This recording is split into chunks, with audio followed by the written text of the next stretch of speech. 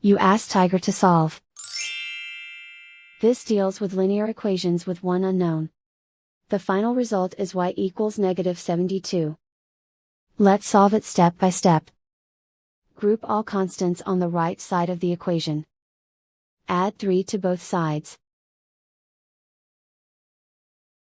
Simplify the arithmetic.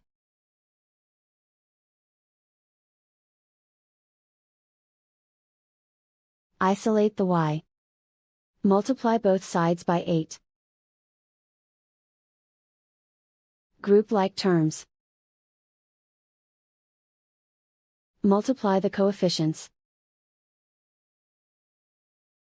Simplify the fraction.